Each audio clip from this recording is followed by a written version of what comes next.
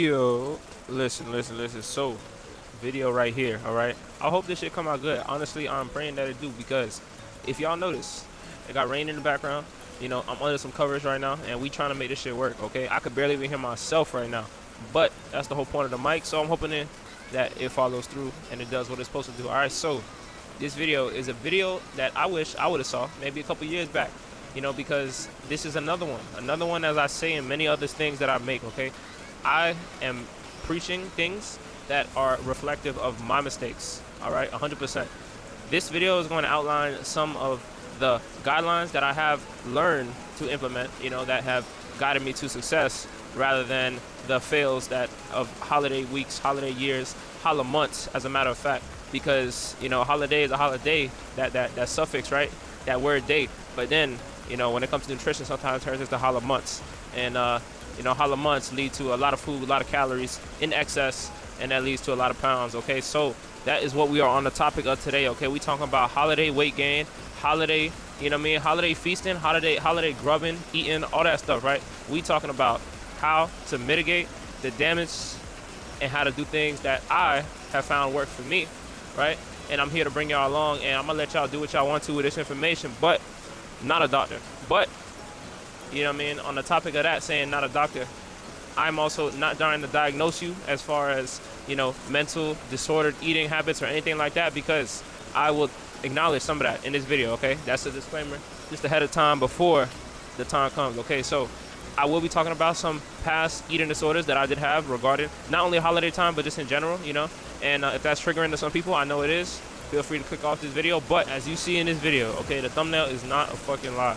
What we trying to do is mitigate that holiday weight gain, okay? We not trying to blow out like a flat tire, okay? We not trying to blow out on the highway, we're not trying to do that, okay? We trying to basically enjoy our holiday to the fullest while also enjoying our after physique to the fullest, if that makes sense, all right? Because, enjoyment is one thing. Of course, you can have enjoyment of holidays and memories, but, sometimes from experience, the enjoyment goes so far, and then the following days, when normal life, tends to go back into regular, right? The thing is that, you're not so satisfied with the after result of the physique, the gut, the bloat, the digestion, the spiraling of, eating leftovers, eating a lot of leftovers, maybe having a couple Thanksgiving part twos, and the thing is, it's like Thanksgiving is one day.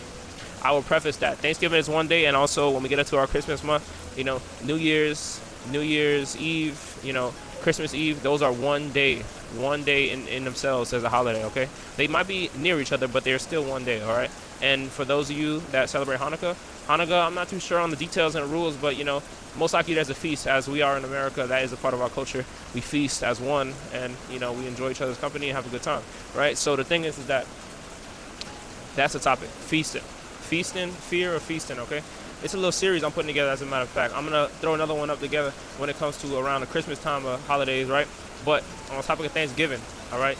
It's on the 25th. It's in a couple days. On this day of recording, which is a Friday, on this rainy-ass day, it is a couple days out, all right? So I will be getting this out to y'all 100% before this day, but I urge you, share this video to somebody that might have concerns and also might be dealing with some things, or, just send it to a friend if you feel it might be beneficial to them nutritionally, or you might see some of these instances taking place in front of your face, okay? So 100% we starting off with the day.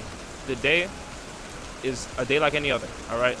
It's a 24-hour period where you are going to most likely be around your loved ones, and you're going to be eating food and probably making food. And as a matter of fact, unlike other days, this day is usually very busy, depending on your role in the household, okay? You could either be a cook, you could be a child, you could be a teen, you could be, you could be in charge of the festivities, or you could be attending the festivities, all right? My thing is that you all have different roles, but with that being said, it is a day usually that is pretty busy, okay? There's a lot of things going on, a lot of movement, right? So as far as nutrition goes, my guideline, number one, is stay busy.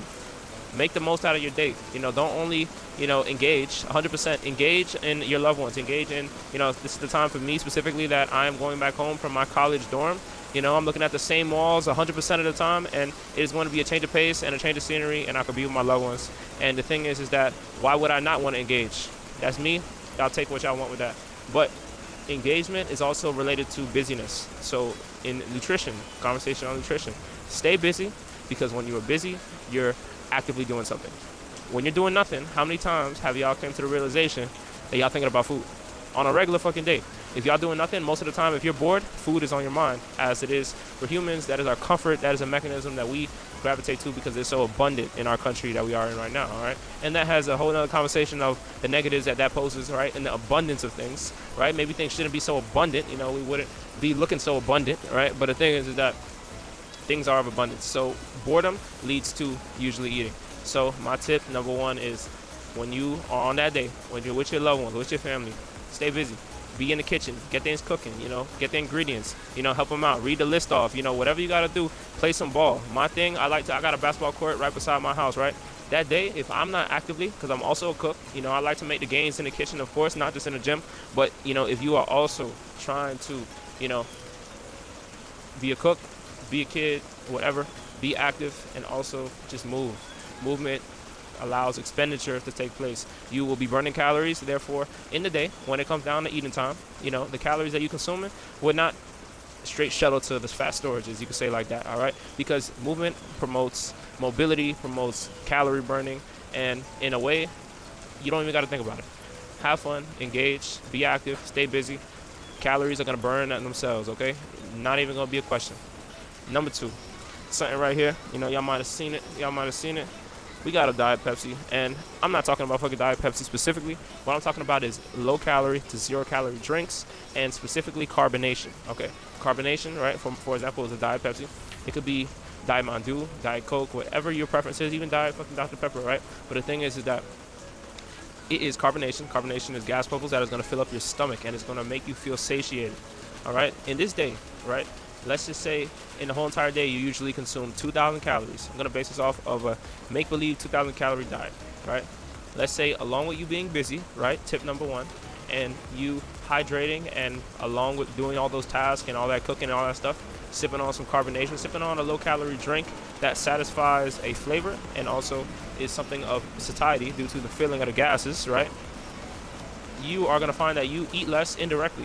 And I'll tell you 100%, when I'm dieting, I implement these diet low-calorie drinks because it is something to curb my hunger, okay? So in regard to that feast, when it does happen and when it goes down, curbing of that hunger with the diet low-calorie drinks is a staple that you can, let's say, bank up some calories for the feast that will go down 100%. And make sure, and I'm going to preface this, when that feast goes down, make sure that shit goes down. Make sure you enjoy that shit to the fullest. You make memories, you make laughs, you make jokes, because this time only comes once a year, all right? Just want to say that. Memories over macros, 100%. And I put a fucking timestamp in this little part right here because I need that to go out and be more preached more often, because memories over macros, you know, we into fitness, we into tracking our calories, into tracking our protein, carbs, and fats, and our macronutrients, and all that good stuff, right? But memories over macros, you only got one life. To the knowledge that most people have, you only have one life, all right? Why are we going to let one day of enjoying a little bit of our life that we were given to dictate, oh my God, this is a horrible act on myself. I'm over here, I'm stressing and all this stuff, stressing to the point where, oh my God, my macros, they're all over the place. I'm going to gain 2 pounds, all this nonsense, fucking nonsense. Memories over macros, 100% all year round. When it comes to living life, you better live life. And that is something that I will reflect back onto an eating disorder that I may or may not have, right? But I definitely was frail, skinny, may have not been anorexic, but I'll put a picture right there, you know. And the thing is that used to be me. That was me when I used to be on a ketogenic diet, eating about 1,500 calories a day. And along with doing so, I would not even touch a morsel of anything with carbs in it to my lips, 100%. I did that for a long period of time. And when I would still continually go out to eating events or going, I say eating events, but like going out with my family to go eat at a restaurant or something like that, I literally would sit there sometimes and not even eat any meal. I wouldn't participate in eating a meal because it was along with keto, it was along with fasting, it was along with time restricted eating. It was a whole bunch of bullshit, all right? 100%. Before knowledge came my way, it was mistakes, 100% mistakes. And when I definitely say memories over macros, I'm talking about out of the memories that I probably missed out on because I was so fixated on my nutrition that literally would have not done anything good nor bad that one day if I indulged or participated in the event. It would have enhanced my experience, and it would have also made me, you know, even remember those days quite better, right? And I'll tell you, I don't even remember most of that time 100% because it's sort of a blur.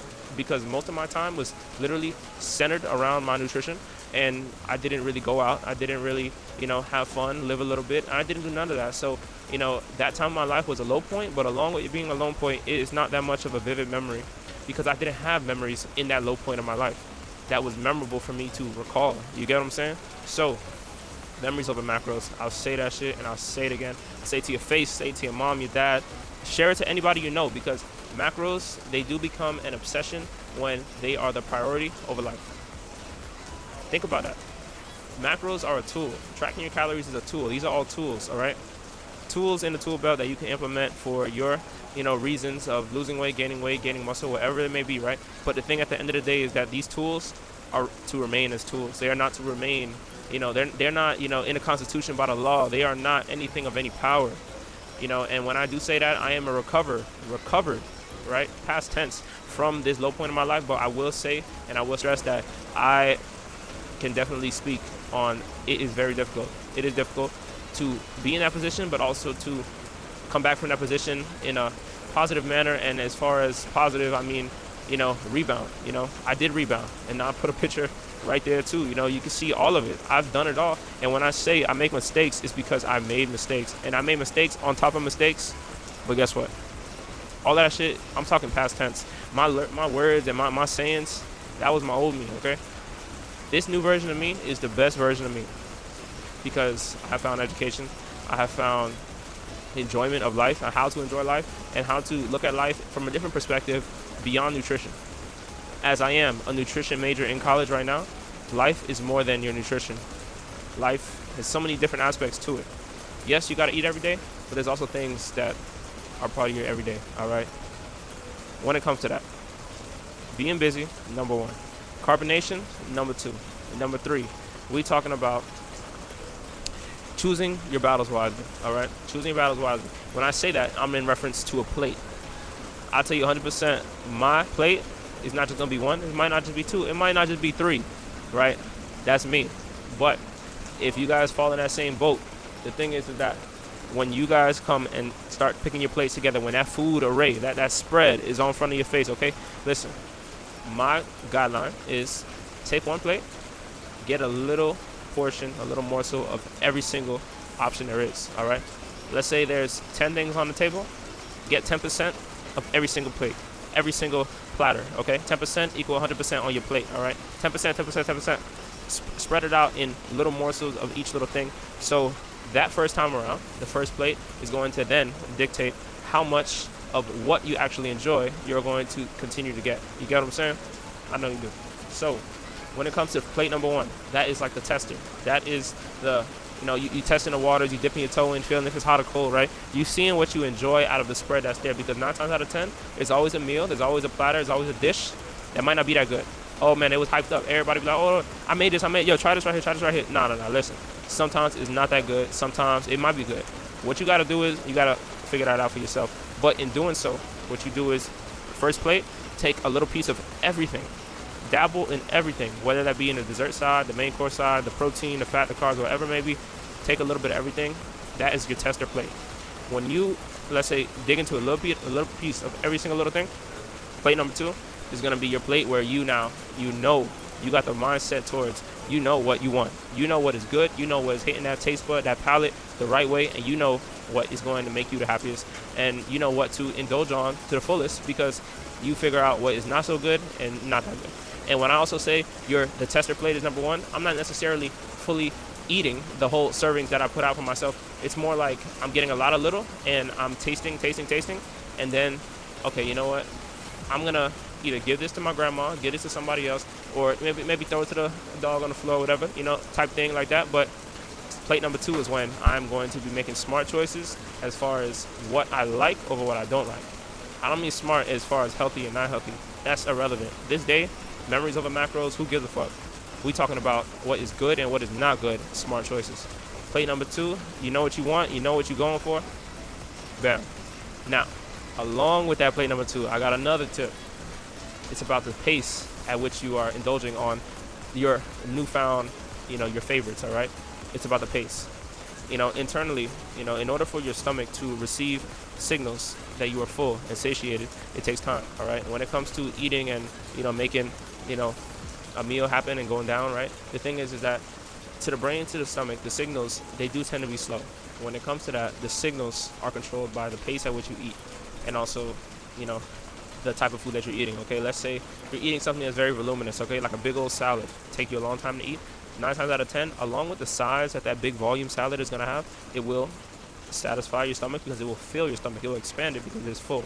But if you're eating something like a cheesecake, right, that is, let's say, 500 calories of a little slice in comparison to 100 calories of a big bowl of salad, right, that 500 calories of a slice, irrelevant to the calories, is very small, and it's not going to fill up that stomach in order to basically promote that signal, right, that signal mental to the stomach, all right? So my thing is, eat whatever food you're eating, whether that be dessert, whether that be cheesecake, donuts, pasta, protein, turkey, ham, fried, baked, whatever. All right. The thing is that what you can do is you will eat at a certain pace that is not too fast, not too slow, but really enjoy the food. Just chew and maybe simultaneously talk. I find that that's something that allows me to slow my pace down if I'm having an active conversation while I'm eating. Sitting with my family and we talking while I'm eating, because that will allow you to receive those signals more efficiently and enjoy that shit. All right. This day comes once a year, and certain foods only come once a year. Enjoy that shit. Experiment. Also, go across the spread and try a little bit of everything, because foods don't come around like that every single day. And you can find out what you like. You can try new things and so forth like that. On top of that, the day is going to happen. The food is going to be eaten. And you know what? This is the last tip of the day to close it out. Right? The thing is that it's going to be the day after this. And 100%, me, out of what I feel usually, I feel bloated. I got probably a little bit of a gut, a little distension from the stomach, because I'm just so packed. Usually my family tends to eat later in the day, so the following morning, definitely distension, maybe some constipation or all that stuff. That's human nature, okay? Normal things, nothing to be embarrassed about, right? And the thing is that what my guideline is, get back on track. Just get back on fucking track. Don't think about it. Don't stress about it. Don't beat yourself up about it, because as I mentioned, I did have a disorder when I would go through a holiday and I would eat a big amount of food, a large amount of food, a shit ton of calories, all right? And the thing is that the following morning, even that night, there was one holiday year where that night, I believe, in solitude, right? This was something that I did on my own because of embarrassment, right? This was before fitness, before I was ever the shape that I am right now. And the thing is that I went running miles on miles on miles and pushed myself to the point where my legs and my ankles and everything was so painfully hurting, because it was a form of punishment for my actions. That is an eating disorder. That is called purge and binge. Binge and purge. Whether one comes first or one comes after. I binged and then I purged. My method of purging was excessive exercise, all right? That is something that was not diagnosed to me, but as I learned through my nutritional, major that I'm in right now, it takes the shape of that, okay? It takes the shape of that eating disorder. Now, when I say get back on track, and I'm saying eat what you would do what you would do. Don't think about what happened. Think about what's in front of you. When the day following comes, think about, what was I doing 2 days before? What did I eat for breakfast? What was a typical thing? What was my meal? I had some eggs, slice of toast, coffee, and that stuff. Do your regular ass shit that you were doing before. Do not deprive yourself in a way of trying to, rewrite and counteract the, calories and all the food that you intake. Because think about it as this, right?